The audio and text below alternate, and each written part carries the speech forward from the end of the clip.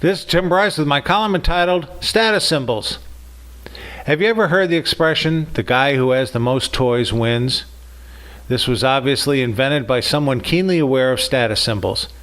It may sound clever, but I have to wonder what they win. The adoration of the vendors they bought everything from? It sounds rather shallow, doesn't it? There are a lot of status symbols we use to impress others, both tangible and intangible. I've categorized them accordingly. First, general appearance.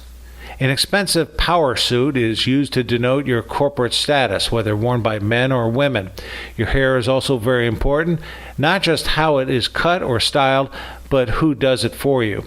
Other things like glasses, jewelry, and watches are used more for effect as opposed to practicality. Breast augmentations fall under this category. Even our mannerisms, walk, and form of speech is used to send specific signals to others. Next, we have trinkets.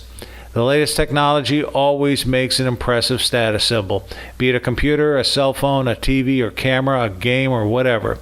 The only problem is technology changes at an astounding rate, thereby turning this into a non-stop game of one-upmanship. After all, what is state-of-the-art today is a has-been tomorrow. Next, we have automobiles. No other single product tells people your status better than the automobile you drive. Luxury car dealers have known this for years and have used it for their advantage in sales. Snob appeal is often more important than practicality. Next, we have residences. There are two aspects to this: where you live and what you live in, representing a symbiotic relationship. For example, if you have a magnificent house yet live on the wrong side of the tracks, people will not care. Next, we have recreation. This represents several things: boats, airplanes, swimming pools, RVs, and so on. But it also includes such things as travel. The more exotic, the better. Venues, such as resorts and hotels, and attending events such as galas, benefits, award presentations, and so on. And finally, we have interpersonal relationship, representing who you know and how you know them, particularly celebrities. For men, it also includes marrying the perfect trophy wife. Even sexual conquests are considered status symbols.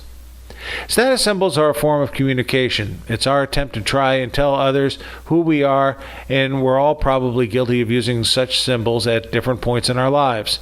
It gets a bit disturbing, though, when we become obsessed with status symbols, such as keeping up with the Joneses. In other words, it's not what you have accomplished in your life, but who you think you are. I tend to call the status seekers the ST generation, as they are consumed with having the fastest, oldest, newest, best, biggest, smallest, and most expensive or powerful. In other words, they measure their social status by things like volume, grade, size, frequency, and age.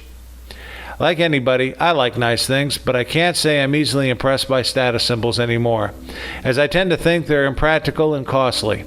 Maybe it's my Scotch blood showing.